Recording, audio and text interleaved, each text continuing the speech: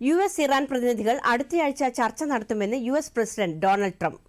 ചർച്ചയുടെ അടിസ്ഥാനത്തിൽ ടെഹ്റാൻ ആണവ പദ്ധതിയുമായി ബന്ധപ്പെട്ട ഒരു കരാർ ഒപ്പിട്ടേക്കാമെന്നും ട്രംപ് സൂചന നൽകി. അതേസമയം ചർച്ചയെക്കുറിച്ച് ഇറാൻ സ്ഥിരീകരിച്ചിട്ടില്ല. ഇറാനും യുഎസും തമ്മിൽ 6ാം ഘട്ട ചർച്ച ഈ മാസം നടത്താൻ തീരുമാനിച്ചിരുന്നെങ്കിലും ഇസ്രായേൽ ആക്രമണത്തെ തുടർന്ന് ഇറാൻ പിന്മാറുകയായിരുന്നു. ഇറാനെതിരായ സൈനികാക്രമണത്തിൽ ഇസ്രായേലിനൊപ്പം ചേർന്നതിലൂടെ അമേരിക്ക നയതന്ത്രത്തെ വഞ്ചിച്ചതായി ഇറാന്റെ പരമോന്നത നേതാവ് പ്രതികരിച്ചു. യുഎസ് ആക്രമണത്തിലൂടെ ഇറാനിലെ ആണവ കേന്ദ്രങ്ങളെ നശിപ്പിച്ചതായി ആവർത്തിച്ച് പ്രസിഡന്റ് ഡൊണാൾഡ് ട്രംപ്. ഇസ്രായേൽ ആണവോർജ്ജ കമ്മീഷന്റെ വിലയിരുത്തലിന്റെ അടിസ്ഥാനത്തിലായിരുന്നു ട്രംപിന്റെ പ്രതികരണം.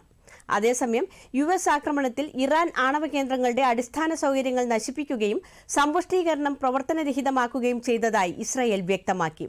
ഇസ്രായേൽ യുഎസ് ആക്രമണം ടെഹ്റാന്റെ ആണവായുധ വികസന പദ്ധതിക്ക് വലിയ തിരിച്ചടി നൽകിയതായി അന്താരാഷ്ട്ര ആണവോർജ്ജ ഏജൻസി ചൂണ്ടിക്കാട്ടി.